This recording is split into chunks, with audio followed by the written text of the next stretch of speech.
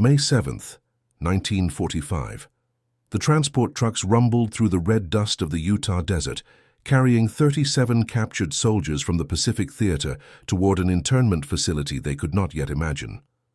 Lieutenant Takeshi Yamamoto pressed his face against the canvas opening of the truck, watching the alien landscape unfold before him. In his 26 years, he had seen the rice paddies of Kyushu, the volcanic beaches of the Philippines, and the jungle mountains of New Guinea. Nothing had prepared him for this. The other men in the truck sat in defeated silence, each lost in their own thoughts about what fate awaited them in the heart of enemy territory. They had been told they were being transported to a prisoner camp somewhere in the American Southwest, but the landscape they were entering seemed to belong to no world they had ever known. Before we dive into this story, make sure to subscribe to the channel and tell me in the comments where you're watching from.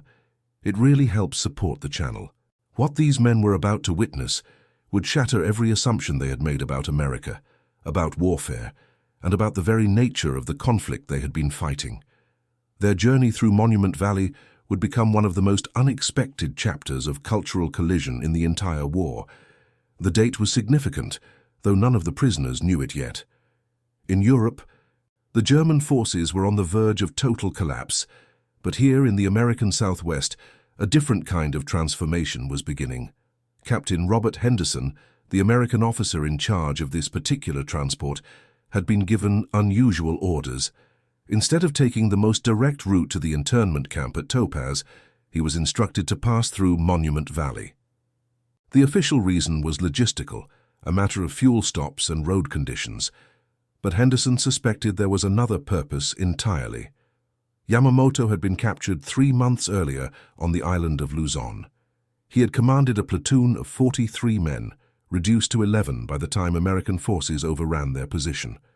In the brutal calculus of Pacific warfare, surrender had been the ultimate disgrace. He had been taught that capture meant eternal shame, that American forces would torture and eliminate prisoners without mercy.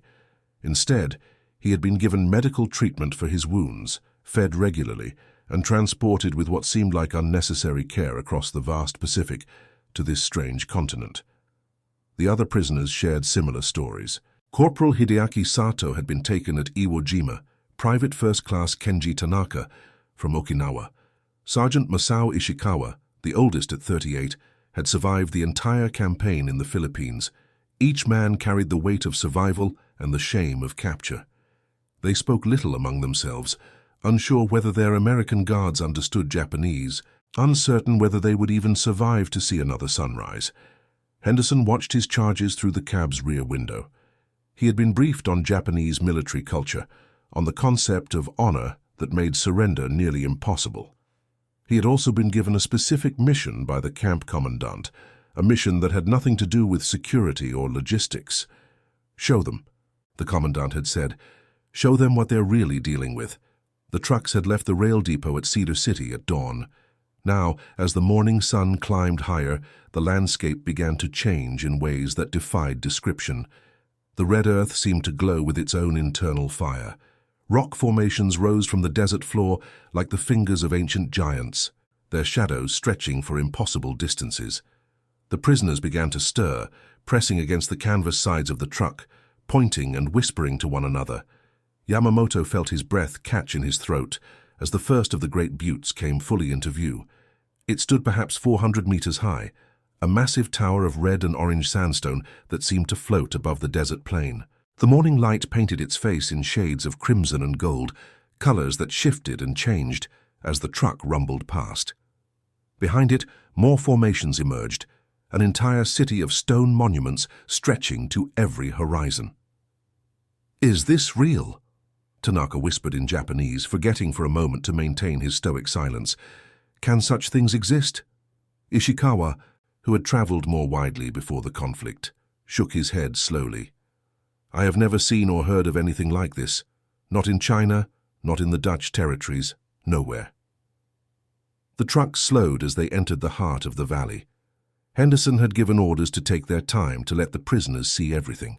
He stopped the convoy at a viewpoint where the formations were most dramatic, ostensibly to check the vehicles and give the men a break.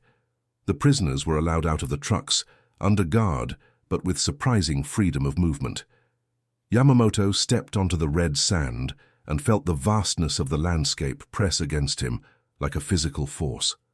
The silence was profound, broken only by the whisper of wind across stone and the nervous shuffling of boots on gravel. He walked a few paces from the truck, his guards following at a respectful distance, and turned slowly to take in the full panorama. To the north, 3 massive buttes stood in perfect formation, their tops flat as if cut by some impossibly large blade. To the south, more formations created a labyrinth of stone corridors and plazas. The scale was beyond anything human. These monuments made the temples of Kyoto seem like children's toys, made Mount Fuji itself seem somehow diminished. "What is this place?" he asked in his limited English, directing the question to no one in particular. One of the guards, a young private named Martinez from New Mexico, surprised him by answering, "Monument Valley, sir. Been here millions of years. My people, the Navajo, we've lived around here forever. These formations are sacred to us." Millions of years. Yamamoto tried to comprehend the timeline. His entire civilization, all of recorded history, was perhaps 5,000 years old. These stones had stood for millions of years. America had existed as a nation for less than 2 centuries, yet it contained geological wonders that predated humanity itself. Sato approached, his face showing an emotion Yamamoto had not seen since their capture. Genuine wonder. "Lieutenant, have you ever imagined such a thing? How could any human force create this?"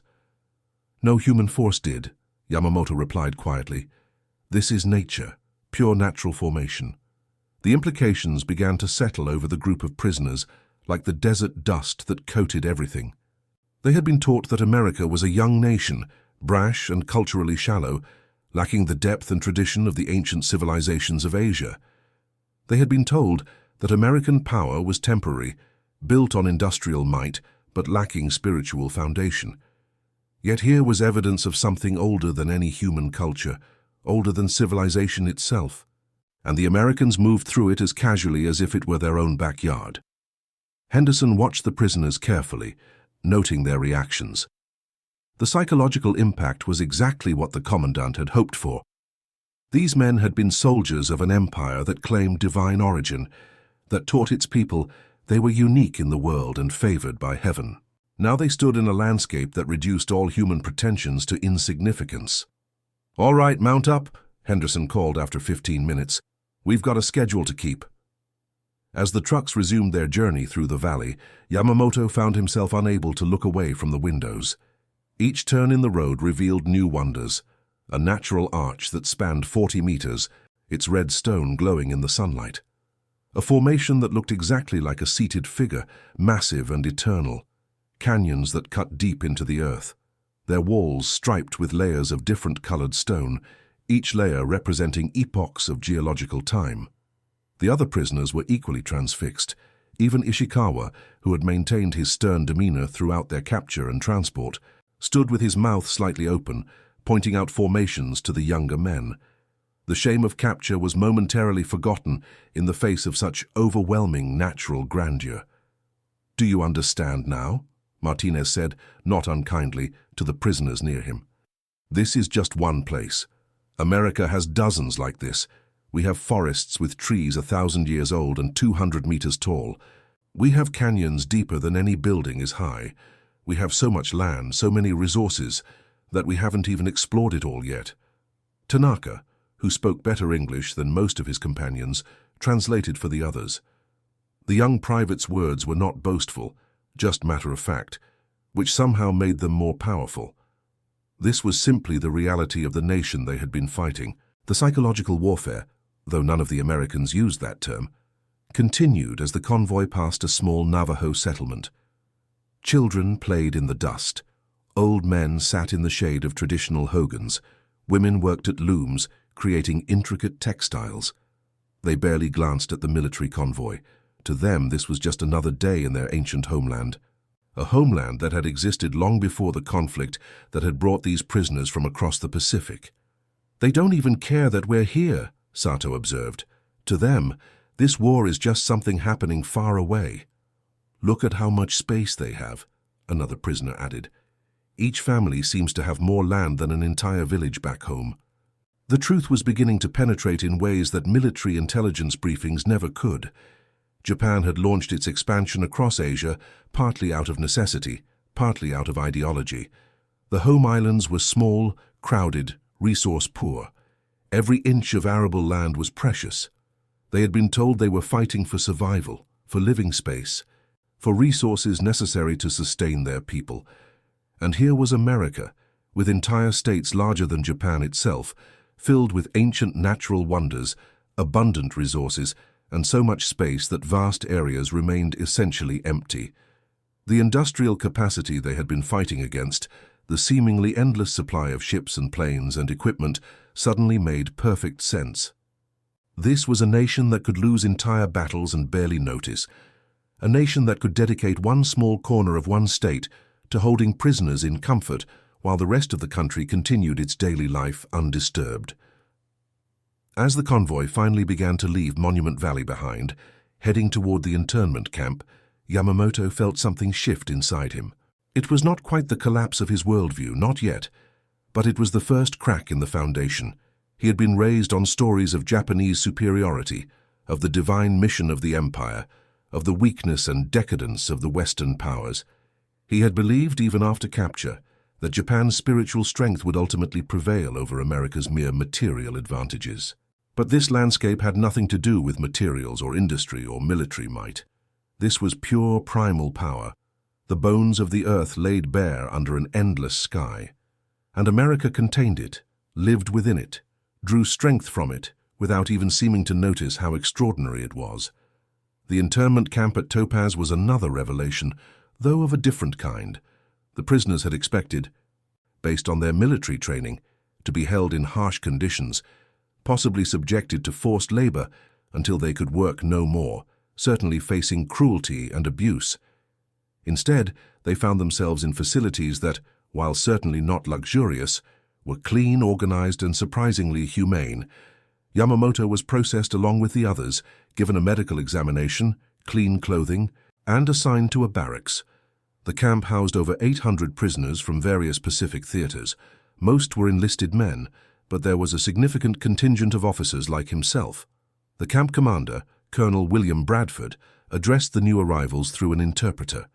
"You are prisoners under the terms of international agreements," Bradford explained, his voice firm but not harsh. "You will be treated according to these agreements. You will not be abused or mistreated. You will be given work assignments appropriate to your rank and condition. You will receive mail and packages according to regulations. You are still soldiers and you will be treated as such." The speech was standard, Yamamoto knew, required by protocol. What struck him was that Bradford seemed to mean it. There was no gloating, no triumphalism, just a straightforward statement of facts. After the briefing, Yamamoto was assigned to a barracks with other junior officers. That night, lying on his bunk in the desert darkness, Yamamoto found himself thinking not about home or honor or military strategy, but about the stone monuments he had seen. He tried to sketch them from memory on a piece of paper he had been given, but his drawing seemed inadequate, childish.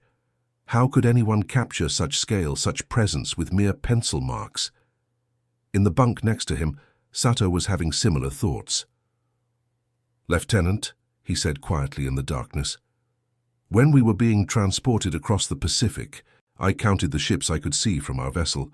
More than 50, all moving together, more steel than I had ever seen in one place.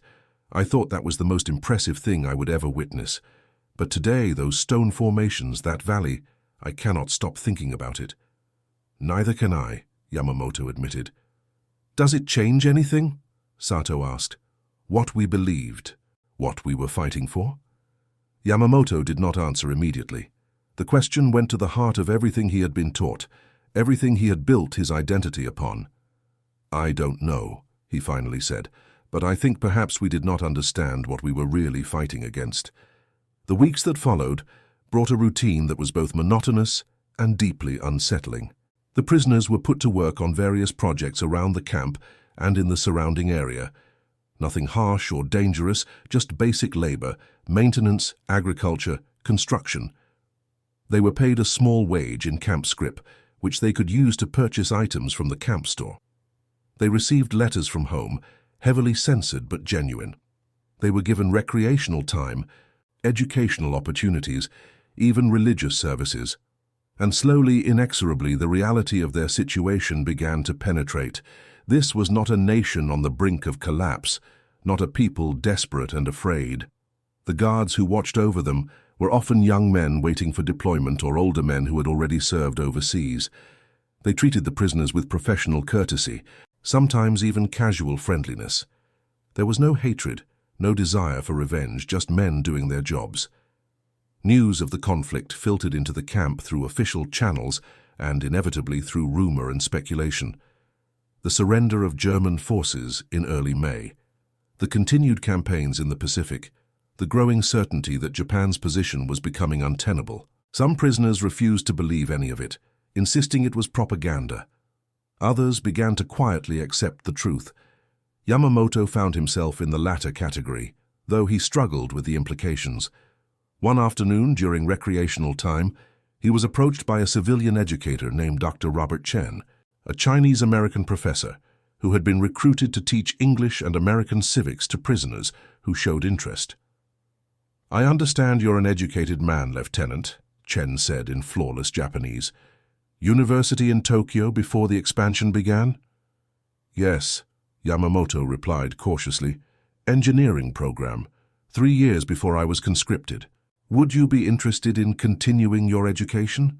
We offer classes here, mathematics, English, even some engineering courses. Many prisoners have found it helps pass the time." Yamamoto hesitated. Accepting such an offer felt like a betrayal, an admission of defeat beyond mere military capture.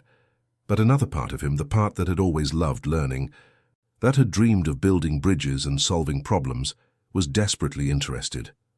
"What would be the purpose?" he asked. "When the conflict ends, we will be returned to Japan. American education will be useless there." Chen smiled slightly. "Perhaps, or perhaps the world will be different than you expect. Either way, knowledge is never wasted. And forgive me for saying so, but you strike me as someone whose mind is struggling with some very difficult questions right now. Study can help organize one's thoughts." Over the next months, Yamamoto became one of Chen's most dedicated students. He studied English intensively, partly to have something to do, partly because he found himself genuinely curious about American culture and history. Chen was an excellent teacher, challenging without being condescending, willing to engage in real discussions about difficult topics. One evening, during a private tutorial session, Chen showed Yamamoto a book of photographs documenting American landscapes.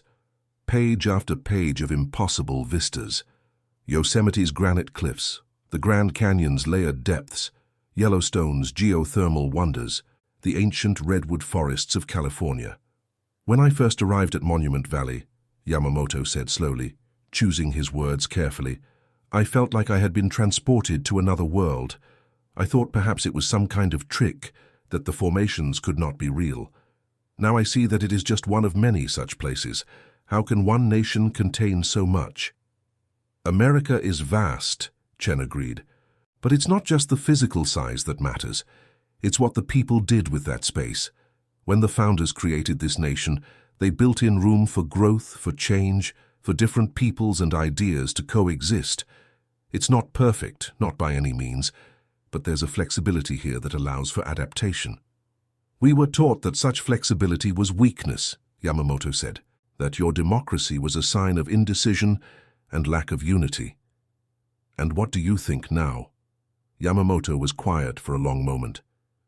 "I think perhaps we mistook flexibility for weakness. A rigid structure, no matter how strong, can shatter under enough stress. Something that can bend, that can adapt, that can incorporate new elements, that kind of structure can survive almost anything. It was in August that the news arrived that would change everything. The use of 2 unprecedented weapons against Hiroshima and Nagasaki. The Soviet entry into the Pacific conflict. And finally, on August 15th, the announcement that Japan had accepted the terms of surrender. The camp fell into chaos. Some prisoners refused to believe it. Others became despondent, a few even attempting to harm themselves before being stopped by quick-thinking guards and fellow prisoners. Yamamoto found himself in a strange state of numb acceptance. Part of him felt the appropriate shame and grief, but another part, the part that had been growing since that day in Monument Valley, felt something almost like relief. The conflict was over. The suffering could stop. And whatever came next, it would at least be different from what had come before. In the weeks following the surrender, the camp authorities began preparing for the eventual repatriation of prisoners. But the process would take time. Infrastructure had to be rebuilt, transportation arranged, documentation processed. In the meantime, the prisoners remained at Topaz, living in a strange liminal space between war and peace. It was during this period that Colonel Bradford arranged for another trip, this time explicitly educational and voluntary. A group of prisoners, including Yamamoto, were offered the opportunity to visit several locations in Utah and neighboring states. The purpose, Bradford explained, was to help them understand the country they had been fighting against, to see more of its reality before they returned home. Yamamoto volunteered immediately. So did Sato, Tanaka, and Ishikawa, along with 30 other men. They traveled by bus this time, not military transport with only minimal guard presence. The first stop was Salt Lake City, where they saw the state capitol, the Mormon temple, and the city's industrial districts. Then south to the mining operations near Bingham Canyon, where they witnessed the massive open-pit copper mine, one of the largest human excavations on Earth. But it was the return through Monument Valley, this time with stops for extended viewing and even some hiking among the formations, that affected Yamamoto most deeply. He stood at the base of one of the great buttes, his hand pressed against stone that had been standing for 200 million years, and felt his old worldview finally, completely crumble. "We were so certain," he said to Ishikawa, who stood nearby, "so absolutely certain that we were right, that our cause was just, that we understood the nature of the world and our place in it. How could we have been so wrong?" Ishikawa, who had maintained his stern reserve for months, allowed himself a slight smile. "We were not wrong about everything. Japan has a rich culture, a deep history, much to be proud of. But we confused cultural pride with strategic wisdom. We believed our own mythology too completely. We thought spiritual strength could overcome material reality. These stones remind us that material reality is itself a form of power, older and deeper than any human ideology." Dr. Chen, who had accompanied the trip as an interpreter and educator, joined them. "The Navajo people have a concept," he said. "They call these formations the dwelling places of the gods, not their own gods specifically, but the idea that some places are so powerful, so ancient, that they connect to something beyond human understanding. Standing here, I can see why they believe that." "When we return to Japan," Yamamoto said slowly, "they will ask us what America is like. What should we tell them?" "Tell them the truth," Chen replied. "Tell them about the vast spaces and ancient lands. Tell them about the industrial power and the cultural diversity. Tell them that America is many things, some good, some bad, but above all it is real. It is not the paper tiger you were taught to expect. It is not weak or decadent or doomed to collapse. It is a genuine civilization with genuine strength, and any future relationship must be built on that recognition." The repatriation process began in earnest in late 1945 and continued through early 1946. Yamamoto was part of a group scheduled to depart in February. In the weeks before his departure, he spent his time helping to compile a report for other prisoners, a document that would be shared among those waiting to return home. He wrote extensively about Monument Valley, about the psychological impact of seeing such formations, about what it revealed about American geography and psychology. "When you see these stone monuments," he wrote in Japanese, "you understand something fundamental about the American character. They live in a land so vast, so rich in natural wonders, that they cannot help but think in large terms. They are used to big projects, to long timelines, to working with forces of nature rather than against them. This shapes their approach to everything, including warfare. They are not in a hurry, because they do not need to be. They can afford to be patient, to build slowly, to wait for the right moment. They can absorb defeats that would destroy smaller nations and simply build more, try again, adapt their approach. This is not weakness. This is the most dangerous kind of strength. When the day came for his departure, Yamamoto said his farewells to the guards and staff, who had become, if not quite friends, at least familiar presences. Colonel Bradford shook his hand formally. "You were a good prisoner, Lieutenant," Bradford said. "Cooperative, intelligent, willing to learn. I hope you'll put that intelligence to good use in building the peace." "I will try, sir," Yamamoto replied in careful English. "Thank you for the treatment we received here. It was not what we expected." "What did you expect?" "To be treated as we treated your people when we captured them," Yamamoto said honestly. "With cruelty and contempt. Instead, you treated us as human beings." That lesson was perhaps more powerful than any of the others. The voyage back to Japan was somber. The men who had been prisoners together now faced an uncertain future.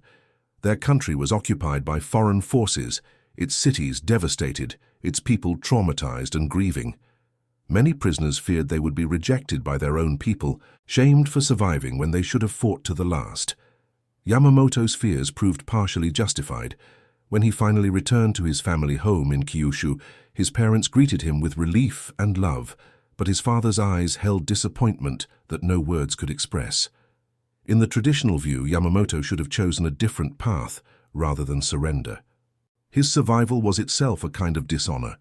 But Japan was changing, had to change. The old militaristic ideology that had led to such catastrophic defeat could not be maintained. A new generation would need to rebuild, to find a different path forward. And men like Yamamoto, who had seen both the worst of war and unexpected glimpses of an alternative way, would have roles to play. He returned to his engineering studies, this time at a university operating under the guidance of the occupation authorities. He found work helping to rebuild infrastructure, designing bridges and water systems for communities devastated by the conflict. He married, had children, built a quiet but meaningful life. But he never forgot Monument Valley. In his home office, he kept a small sketch he had made from memory, those impossible stone towers rising from the desert floor. When his children asked about his time in America, he would tell them about the red stone monuments, about standing at the base of formations millions of years old, about the moment he realized how vast the world truly was. "I thought I understood everything," he would say. "I thought our teachers had explained the whole world to us, that we knew the truth about other nations and peoples. Then I saw those monuments and realized how little I actually knew, how limited my understanding had been. The greatest gift America gave me was not food or shelter, or even my life, though they gave all of those things. The greatest gift was humility, the recognition of how much I did not know." Some of his fellow former prisoners had different reactions. Some remained bitter, convinced they had been betrayed by their leaders. Others embraced the occupation enthusiastically, sometimes too enthusiastically, abandoning everything Japanese in favor of American culture. But Yamamoto tried to walk a middle path, honoring what was valuable in his own tradition, while remaining open to new ideas and perspectives. In the 1960s, when travel to America became easier, Yamamoto made a pilgrimage back to Utah with his oldest son, now a university student studying geology. They drove through Monument Valley, stopping at the same viewpoint where he had first stepped out of the military transport 20 years earlier. The formations were unchanged, as he knew they would be. The same red stone towers, the same vast sky, the same profound silence broken only by wind and time. But he had changed. He was no longer a defeated soldier confronting an incomprehensible reality. He was a middle-aged engineer, their father, a citizen of a rebuilt nation finding its place in a transformed world. "This is where it really ended for me," he told his son. "Not when the bombs fell, not when the surrender was announced, but here. Standing in this place, I understood that the world was bigger and older and more complex than anything I had been taught. That understanding hurt, but it also freed me. It allowed me to let go of the old certainties and start building something new." His son, who had grown up in peaceful post-war Japan, looked at the monuments with fresh eyes. "I can see why it affected you so strongly. There's something almost sacred about this place. It makes human concerns seem very small." "Exactly," Yamamoto agreed. "And that perspective was what I needed most. We had made ourselves and our causes seem so large, so important. These stones reminded me that human history is just a brief moment in a much longer story. That realization didn't make our suffering meaningless, but it did make it bearable. It gave me room to move forward. They stood together in silence for a long time, father and son, Japanese citizens on American soil, connected by stone and sky and the long shadow of history. Yamamoto thought about all the men who had made that journey with him, prisoners transported through an alien landscape toward an uncertain future. Some had not survived the return home, unable to bear the shame or adjust to the changed world. Others had thrived, building new lives with the resilience that had kept them alive through combat and captivity. All had been marked by the experience, shaped by the encounter with a reality that exceeded their expectations and shattered their assumptions. Monument Valley had been just one moment in a long and brutal conflict, a brief interlude in the machinery of war. But for Yamamoto and the men who traveled through it, it had been a turning point, a moment when the psychological armor they had worn began to crack. They had expected to find weakness in America, confirmation of what they had been taught about Western decadence and lack of spiritual depth. Instead, they had found strength of a kind they had not anticipated, strength that came not from ideology or military might, but from vast spaces and ancient stone, from a land that had existed long before human conflicts and would endure long after them. In his final years, Yamamoto would sometimes give talks to students about his experiences. He spoke about the technical aspects of engineering, about the reconstruction of post-war Japan, about the importance of international cooperation, but he always returned to Monument Valley, to those red stone towers that had taught him humility and wonder in equal measure. The greatest danger in any conflict, he would say, is believing that you fully understand your opponent. The leaders who sent us to fight told us they understood America, that they had measured its strength and found it wanting. But they had measured only industrial capacity and military dispositions. They had not measured the psychological impact of vast, empty spaces, the confidence that comes from living in a land of such abundance, the long-term thinking that ancient landscapes inspire. They had not stood at the base of a stone formation 200 million years old and felt their certainty dissolve. That failure of imagination, that refusal to see beyond our own assumptions, cost us everything. When Takeshi Yamamoto passed away in 1994 at age 75, his family found among his papers dozens of sketches of Monument Valley, each one attempting to capture what he had seen on that transformative day in May of 1945. None fully succeeded, as he knew they could not. But the attempts themselves told a story of a man trying to understand an experience that had fundamentally changed his view of the world. His son, the geologist, spoke at his funeral about his father's journey from soldier to prisoner, to engineer to educator. "My father was shaped by many experiences," he said, "but he always told me that the most important moment of his life came in a desert valley in Utah, when he stood before stone monuments millions of years old and realized how little he truly knew. That moment of humility, of recognition of his own limitations, allowed him to grow in ways that would not otherwise have been possible. He spent the rest of his life trying to share that lesson, to help others understand that certainty is often the enemy of wisdom, that the willingness to see and acknowledge unexpected truths is the beginning of genuine understanding." The irony was not lost on those who knew the full story. The American authorities who arranged for those prisoners to travel through Monument Valley had intended it as a form of psychological warfare, a demonstration of American power and confidence. And it had worked, but not quite in the way they had planned. The prisoners had indeed been affected profoundly, their assumptions shattered, their certainties dissolved. But what they had gained in exchange was not despair or submission, but perspective, a more complex and nuanced understanding of the world that would serve them well in the difficult years of reconstruction and renewal. Monument Valley remained unchanged, as it had for millions of years. The wind continued sculpting stone with infinite patience. The sun painted the formations in shifting shades of red and gold. Occasionally, visitors would stand at viewpoints and feel something shift inside them, recognition of how vast and old the world truly was, how brief their own concerns in the face of geological time. Some of those visitors in later decades would be Japanese tourists, descendants of the generation that fought the conflict, they would stand where Yamamoto had stood and feel their own wonder at the impossible landscape. The old enmities had faded, replaced by alliance and partnership. The prisoners had gone home, the camps had closed, and two former enemies had become important partners.